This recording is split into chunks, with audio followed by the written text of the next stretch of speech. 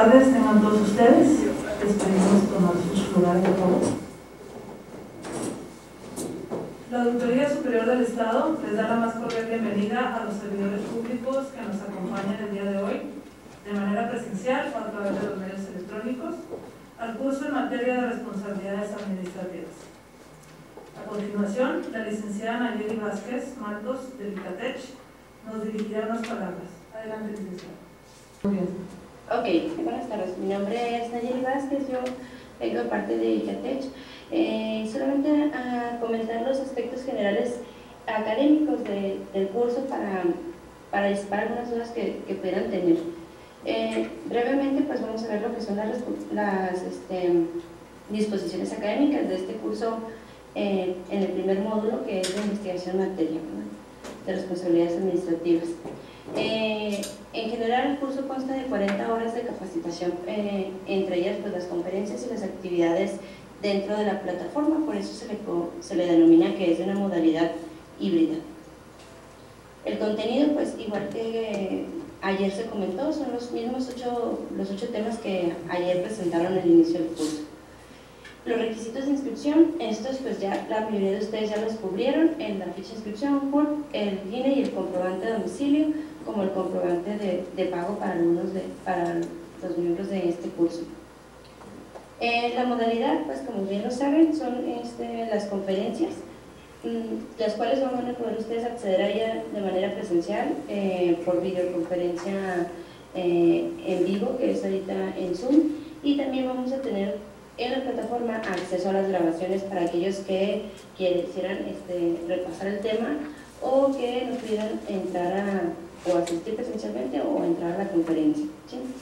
Y pues en la plataforma vamos a tener el material de consulta, así como actividades de repaso y la evaluación final. La asistencia es un requisito muy importante para la acreditación de este curso, por lo cual es importante que ustedes lo conozcan. Todos los alumnos deben de cumplir con el 90% de asistencia. Esta asistencia contempla tanto las 8 conferencias como las 16 actividades en plataforma, por lo cual es muy importante que ustedes cumplan con la realización de estas actividades en la plataforma. Son, como les comento, son 8 actividades de repaso y 16 exámenes diagnósticos, y 8 temas diagnósticos, uno de cada uno de los módulos. Es muy importante las fechas que vamos a tener en plataforma. El 12 de diciembre es el cierre de las actividades, de estas actividades que les menciono, que son las de repaso y los exámenes de diagnóstico por unidad. El 12 de diciembre es el cierre de estas actividades, porque el 13 de diciembre, todo el día, como bien lo puse aquí, desde el minuto 1 hasta las 23:59 horas del 13 de diciembre, lunes, será la evaluación final. Es decir, ustedes podrán acceder durante todo este tiempo a la evaluación mediante la plataforma. La evaluación consta de 40 preguntas, todas de opción múltiple, y tienen 90 minutos para responder el examen una vez iniciado. Es decir, lo pueden iniciar en cualquier horario dentro de este margen, pero una vez iniciado tienen 90 minutos para terminar de responder estas 40 preguntas. Las actividades de la plataforma están condicionadas a cumplir las del módulo anterior, es decir, para poder pasar al módulo 2 hay que terminar las actividades del módulo 1 y así consecutivamente hasta llegar a las actividades del módulo 8 para terminarlas y poder tener acceso al examen el 13 de diciembre. Ustedes pueden acabar las actividades antes del 13 de diciembre, pero hasta el 13 de diciembre tendrán acceso al examen final o a la evaluación final, ¿sí? La forma de evaluar del curso es con una calificación aprobatoria a partir del 8.0. Esta calificación es la que deben obtener en el examen final, ¿sí?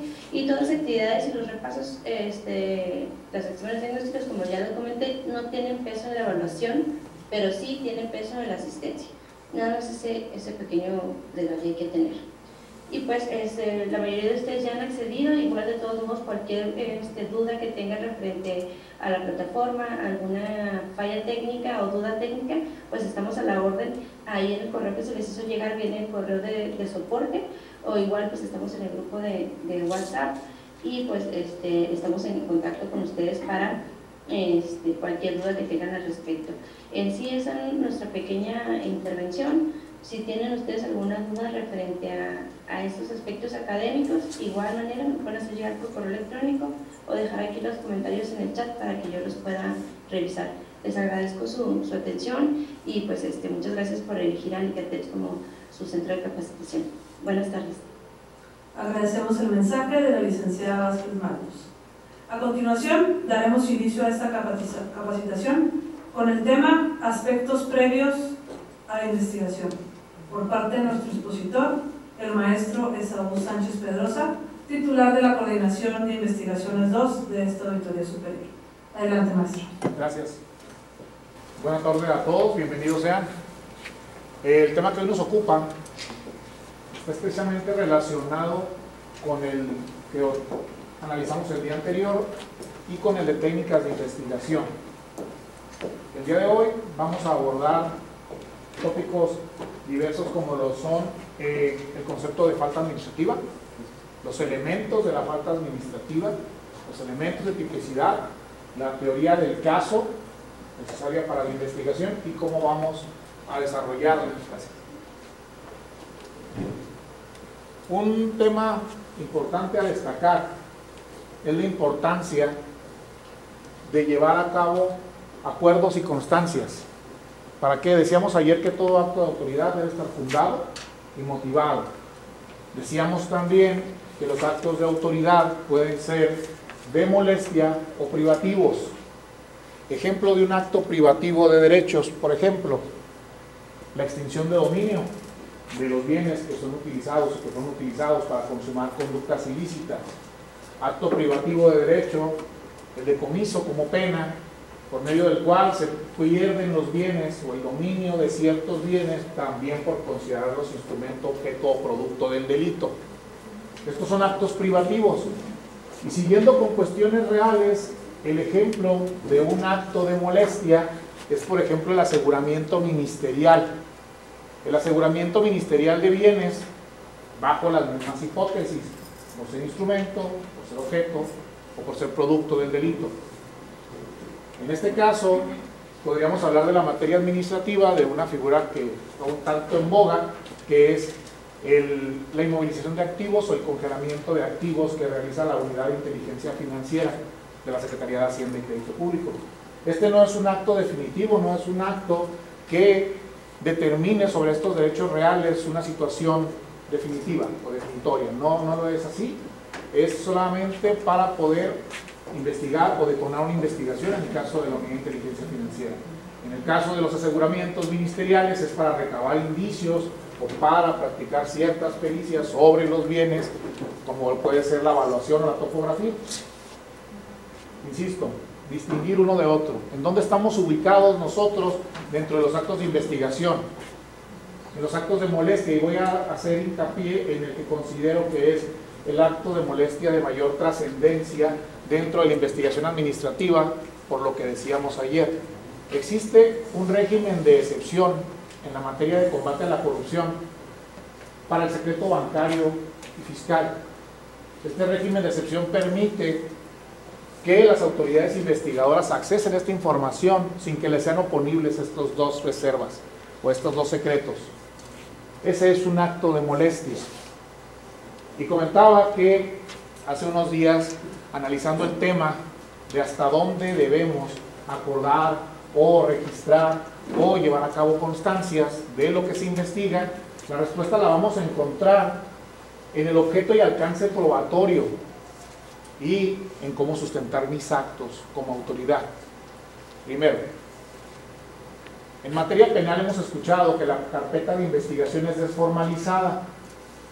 Y pongo el ejemplo de lo penal porque es lo más elocuente. La averiguación previa era el órgano de prueba. Con eso se acreditaba. Con los registros de esta averiguación previa es que se llevaba a cabo la labor probatoria. Por eso los requisitos que la averiguación previa entrañaban.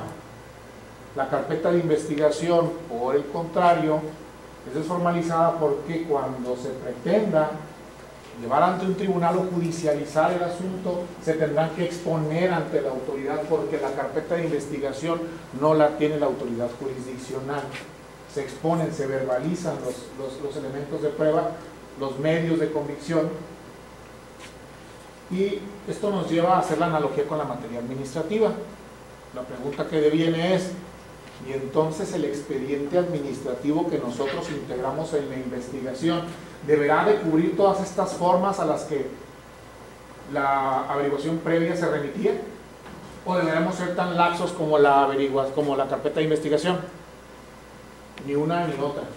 Si ustedes analizan la Ley General de Responsabilidades, con la elaboración del informe de presunta responsabilidad se debe remitir el expediente.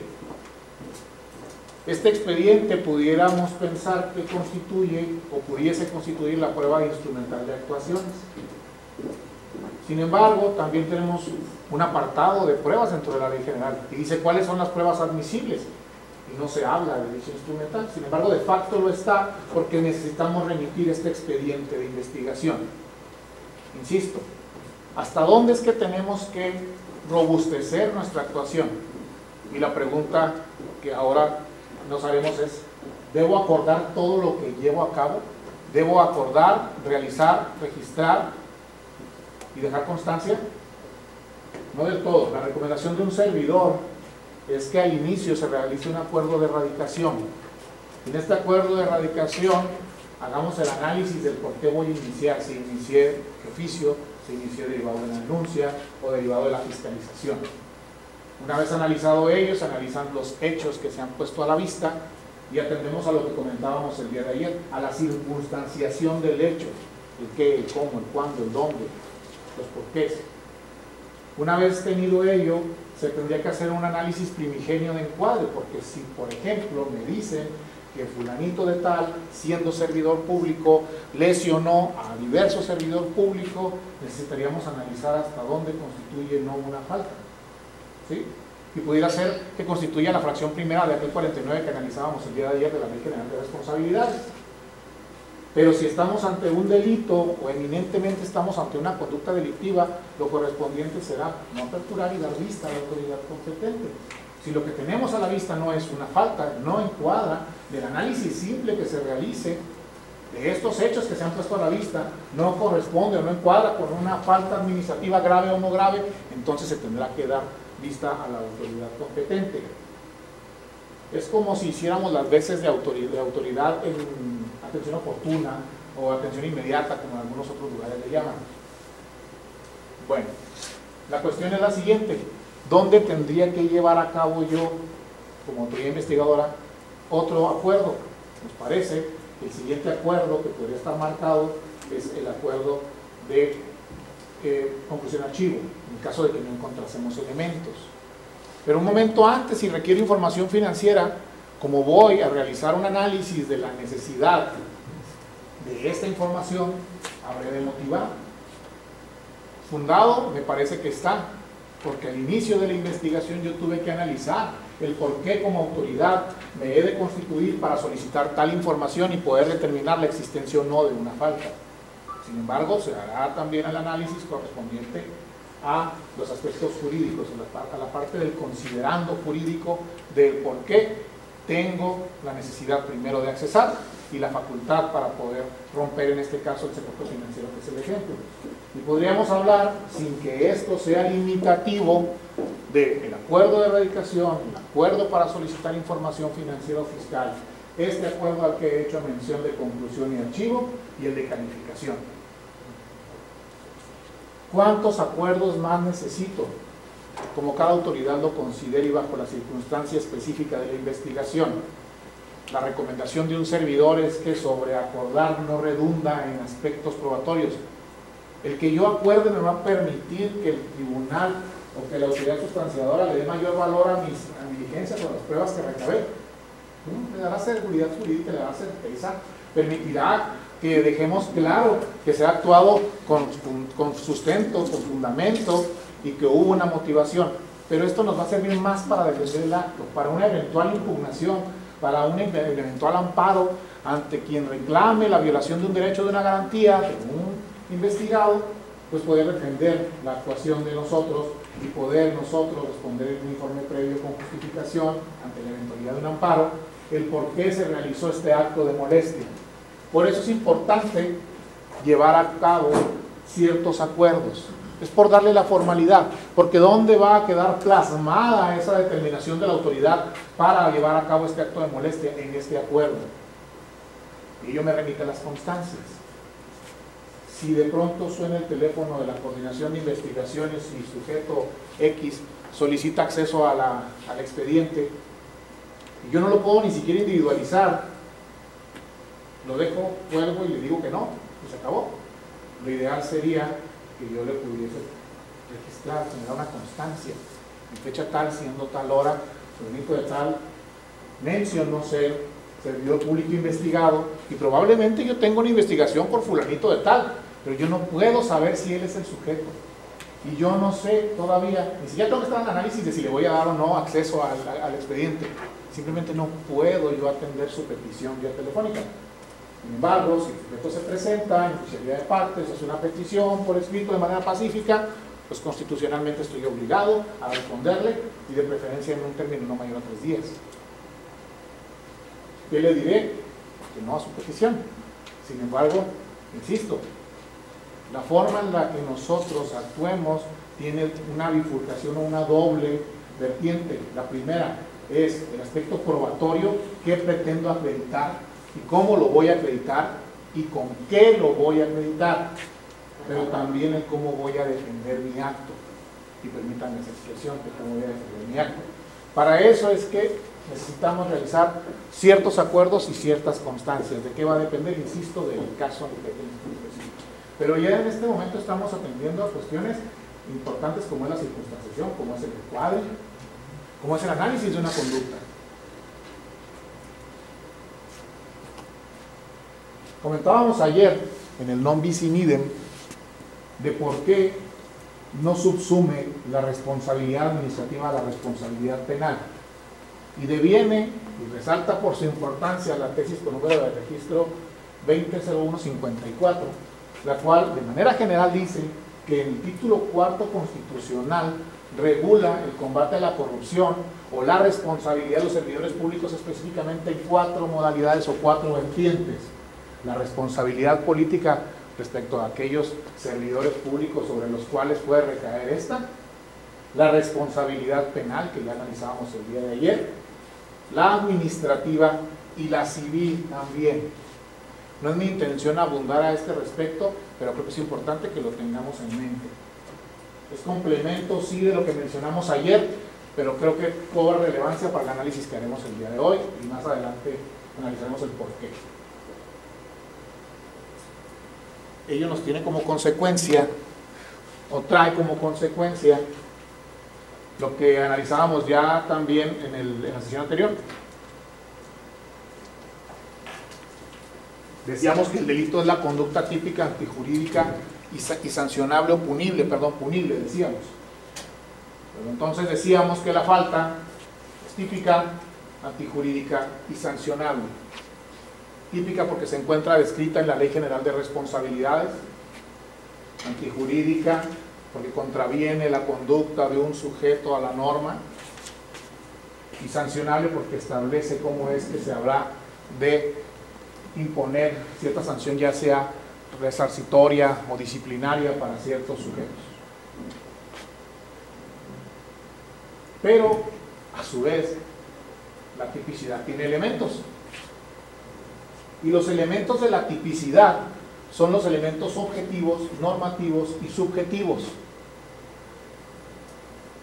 Hubo quien comentó hace unos días que no existía el dolo dentro de las responsabilidades administrativas. Y si recordamos cuáles son los elementos del dolo, los elementos del dolo son 2 básica y esencialmente.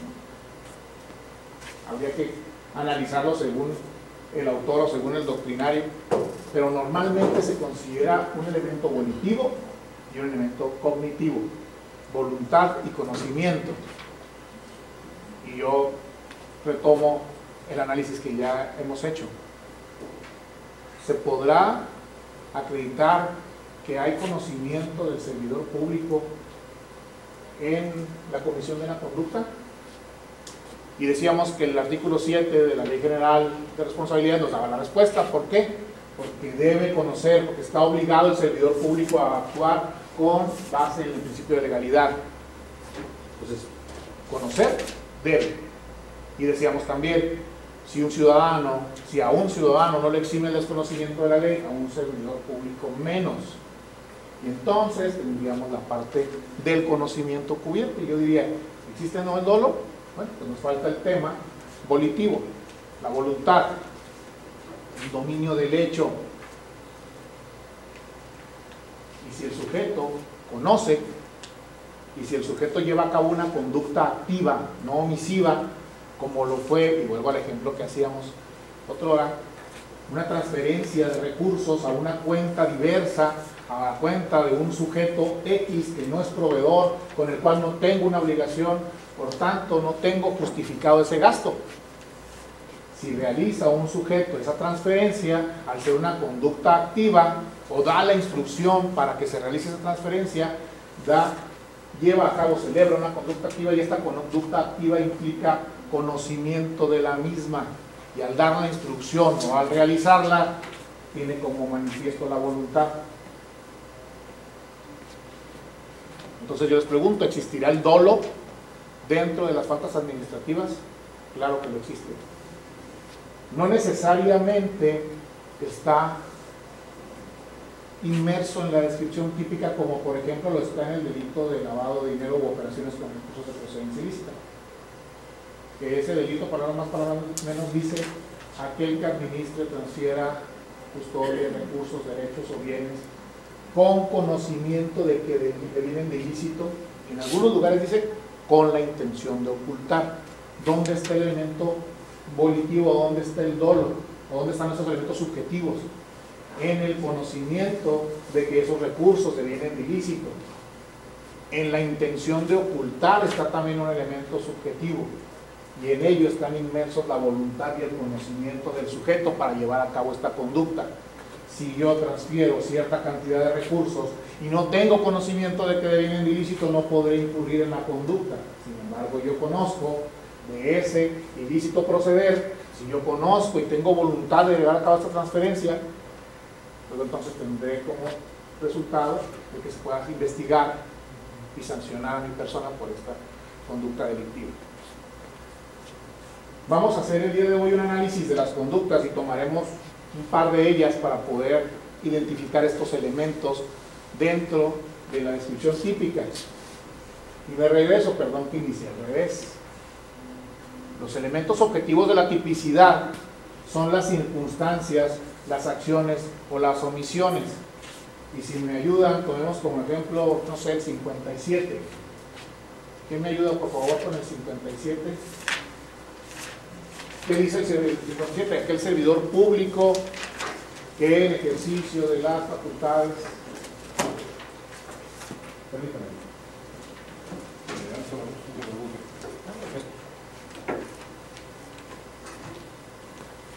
Artículo 57.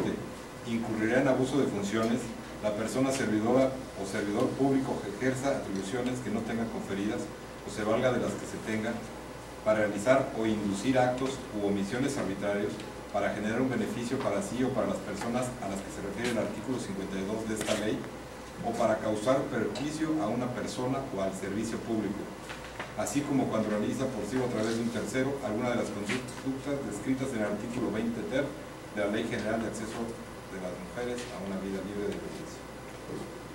Y como estamos diciendo que las conductas son típicas, gracias, y que aparte se deben de adecuar los hechos o las circunstancias a esta descripción, deberíamos entender entonces que el sujeto susceptible de responsabilidad o investigación en esta materia tendría que colmar todas las hipótesis. Si ustedes se fijan, vienen diversas hipótesis y diversos verbos reactores. Por principio de cuentas vamos a hacer una separación sin pensar en los elementos de la conducta. Y dice, incurrirá en abuso de funciones. Primer elemento, la persona servidora o servidor público. ¿Dónde puedo ubicar al servidor público?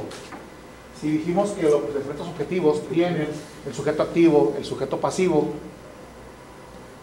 vamos a ubicarlo aquí, al servidor público. Ese primer elemento se localiza aquí, pero van a ver que también se puede localizar en los normativos.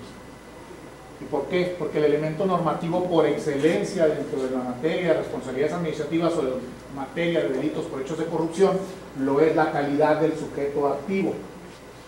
Sí, el servidor público o aquella persona que incurra en la conducta, el sujeto activo está ubicado acá, en los objetivos.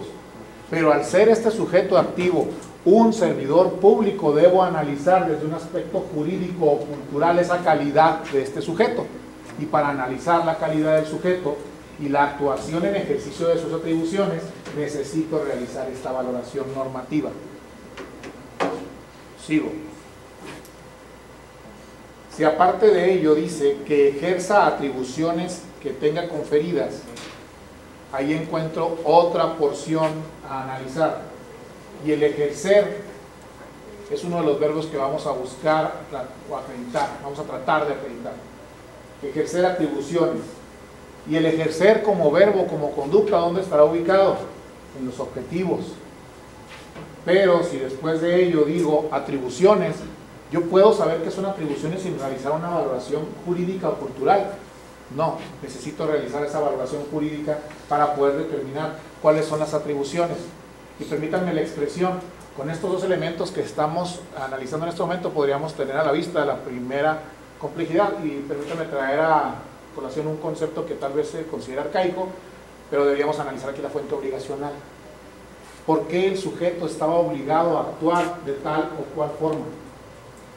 ¿Cuál eran el cuerpo o los cuerpos normativos que normaban o regían su actuar? ¿Dónde decía que él debía hacer o dejar de hacer? Esa es la fuente obligacional. El análisis de la fuente obligacional es uno de los principales elementos para poder acreditar una conducta. ¿Por qué es importante previo a la investigación? Porque de aquí voy a empezar a determinar mis diligencias.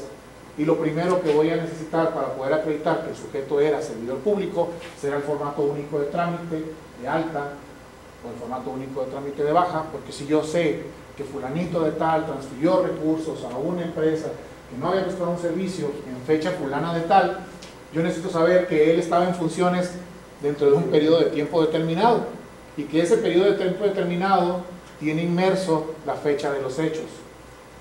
Si no, no tengo materia. Después dice, ejerce atribuciones que no tenga o se valga de las que tenga. Lo hice al revés. Si hablamos en sentido negativo, tendremos que hablar de nuevo de la fuente obligacional y hablar de qué es lo que norma y rige la conducta del sujeto. ¿Qué es lo que tenía permitido? Ustedes como autoridad investigadora, ¿qué es lo que tienen permitido? Pues practicar diligencias, llevar a cabo la investigación, acordar la calificación, elaborar el IPA, presentar la sustanciación. ¿Puedes también accesar información financiera? Sí, pero decíamos ayer, y puedo pedir información financiera de cualquier sujeto sin ninguna fundamentación y sin ninguna motivación y abusar de esa información. Pues no. Mi fuente obligacional o el análisis del cuerpo o dos cuerpos normativos que rigen mi actuar me dicen y me determinan también los límites. Por eso es importante analizarlo en la doble vertiente. Si yo sé perfectamente qué es lo que el sujeto podía hacer, también sé qué es lo que no debía hacer, qué no tenía como fundamento. Y en este caso me voy a ir por la primera de las hipótesis, aquella facultad que tenía, en ejercicio de las funciones que tenía. Y aquí debo encontrar que el sujeto pues se encontraba primero en funciones, porque yo no puedo atribuirle al sujeto una conducta que estaba fuera de él, o no puedo tratar de atribuirle una conducta que hizo en su tiempo libre. Es que usted como servidor público realizó tal conducta, y habrá conductas que puedan trasladarse al tiempo total de la vida del servidor público, pero habrá otras que no. Habrá otras que no puedan ser imputables al sujeto porque forman parte de su vida privada. Es que usted como servidor público debe actuar con prioridad las 24 horas del día, los 7 de la semana, sí, claro. Pero hay conductas que no podemos, digamos que tratar de encuadrar como servidor público cuando, por ejemplo, conduciendo un vehículo, generó un percance vial y chocó. Es que el servidor público chocó y no fue accidente. Chocó por negligencia, se pasó el alto. ¿Es materia de responsabilidad administrativa? No lo es. Que es servidor público, sí. Que causó daños, también. Que tal vez lo hizo de manera dolosa, también. Pero no lo hizo en ejercicio de sus funciones. Esto va de la mano con algunos actos en los que pudiera involucrarse el servidor público y dar cierta instrucción, pero que no estaba dentro de sus facultades. Imagínense ustedes que una autoridad investigadora autorizara una transferencia de recursos a tesorería municipal.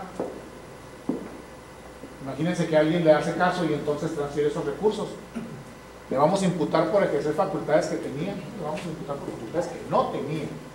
Por eso es importante identificar la fuente obligacional. Sigo con la lectura y el análisis de este artículo. Y dice que se valga de las expresiones que tenga o de aquellas que no tenga para realizar o inducir actos u omisiones arbitrarios. Y si fijan, ahí nos revolvió 4 verbos en una sola porción de texto, en un renglón. Dice para realizar o para inducir, por sí o por interpósita persona. Actos, pero también omisiones, para que haga o para que deje de hacer. Pero viene otro elemento normativo que requiere valoración: arbitrarios, actos arbitrarios, que sean contrarios a la norma, que no se rijan por algo más que no sea su propia voluntad, por la voluntad del sujeto, por el ánimo del sujeto. Si entonces cuadramos y decimos que tenemos a un servidor público que en ejercicio de sus funciones realizó actos arbitrarios, y voy a volver a contraer el artículo, estos actos arbitrarios generaron un perjuicio al servicio público, que era lo que analizamos también ayer.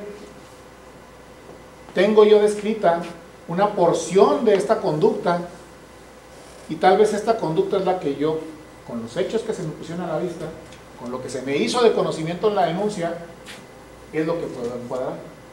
Por eso es importante primero circunstanciar y después hacer la disección, permítanme la expresión, de las conductas. Y todos van a preguntar, ¿y dónde estaba entonces el elemento subjetivo del que tú hablabas? ¿Dónde está aquel dolo o aquel elemento volitivo o cognitivo? Y ayer adelantábamos un poco la respuesta.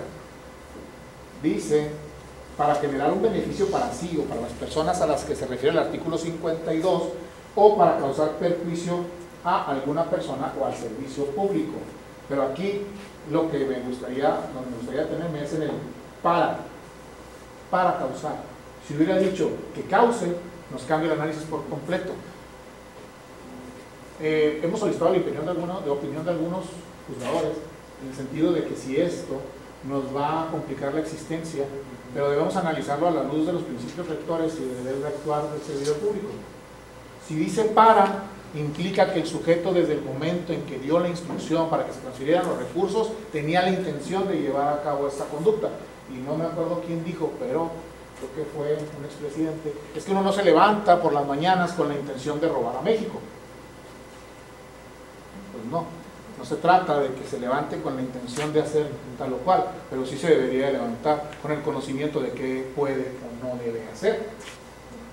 Y si transfieres los recursos a una empresa que no licitó, y si transfieres los recursos para generar un pago que no se encuentra justificado, desde ese momento hay voluntad y conocimiento, porque tú debes conocer, eres servidor público, debes conocer no solamente la regulación, sino cómo debes actuar con base en esa regulación. Pero entonces creo que el para estaría cubierto si nosotros analizamos la intención del sujeto, el dominio del hecho, dicha instrucción. Distinto sería, por ejemplo, que por un error humano, una cuestión involuntaria, se tecleara mal la cuenta y en lugar de que fuese un 7 se teclea un 1 porque no pudo advertir bien el dígito. ¿Va? Pudiera ser que esta hipótesis se dé, pero es muy distinto a aquella instrucción de transferir de recursos a la empresa Patito S.A. por un servicio que no prestó, sin que exista evidencia. Ahí estaría el para generar un perjuicio al servicio público. Ahí estaría esta parte. Y en esta pequeña palabra está el elemento subjetivo, está el elemento volitivo y cognitivo. Más adelante quisiera hacer un ejercicio, o varios ejercicios con algunas de las conductas de la ley general, para poder determinar qué tan útil nos resulta para la diligenciación.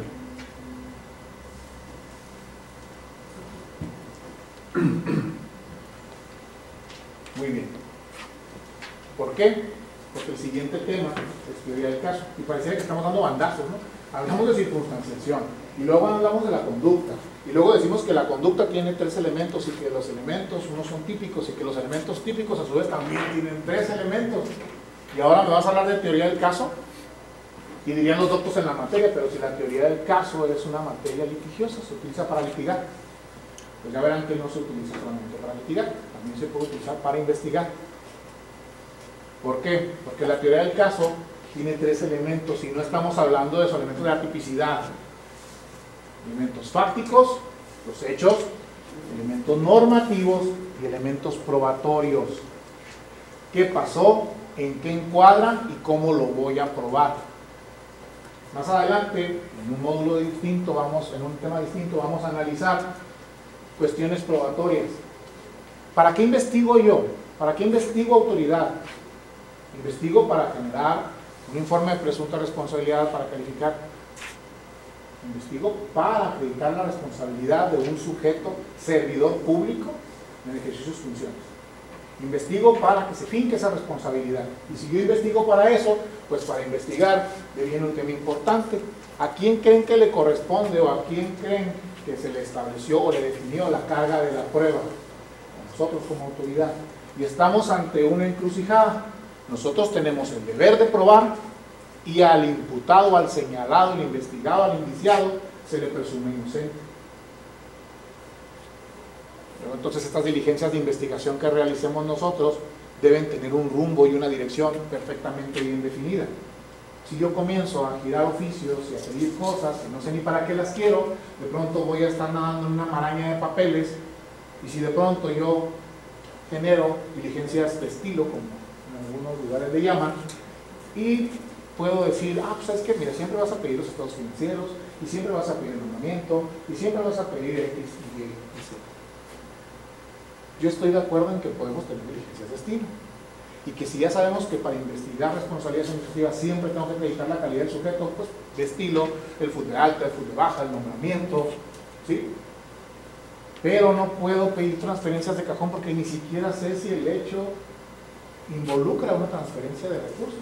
Ni siquiera sé si involucra una transferencia. Por eso creo que es importante analizar los hechos, en qué encuadran los hechos y qué pretendo probar o cómo es que lo voy a probar. Y si se fijan, ya estamos haciendo un poco el ejercicio. Si me dice el artículo, como se llame, que aquel servidor público, me detengo, hago la pausa y entonces tengo el primer elemento fáctico: el tesorero del municipio fulano de tal. Ok, necesito todas las documentales que acrediten que el sujeto, fulanito de tal, era tesorero en este periodo de tiempo. Y ya lo decía, FUT de alta, FUT de baja, nombramiento y lo que se les ocurra para acreditar. Necesitaría recabar una entrevista para poder acreditar la personalidad del sujeto, la calidad del sujeto. Necesitaré yo ofrecer una testimonial para acreditar la personalidad del sujeto. Evidentemente no. Tengo ya definida una parte probatoria y será documental. Ya tuve mi primer elemento de la conducta con base en mis hechos y ya tengo la primera prueba que he de recabar. ¿Y por qué digo que voy a recabar pruebas? Que tengo que practicar una diligencia para poder allegarme de esa documental o de esa información y con posterioridad ofrecer este medio de convicción dentro del informe de presunta responsabilidad, dentro de mi expediente, para poder generar convicción y por lo menos tener palomita en el elemento número 1. Si era sujeto activo. Si era sujeto activo, si era servidor público sujeto activo, y si actuó por motivo de sus funciones. Decía que la carga probatoria la tenemos nosotros como autoridad. Si yo asevero, yo pruebo. Es una máxima del derecho. Quien asevera está obligado a probar. Nosotros vamos a aseverar que fulanito de tal es responsable de desvío de recursos, de abuso de funciones, con base en esta conducta, estos hechos y estas pruebas. Y si me toca a mí probar, debo vencer la presunción de inocencia. Debo vencer lo que los anglosajones llaman la duda razonable.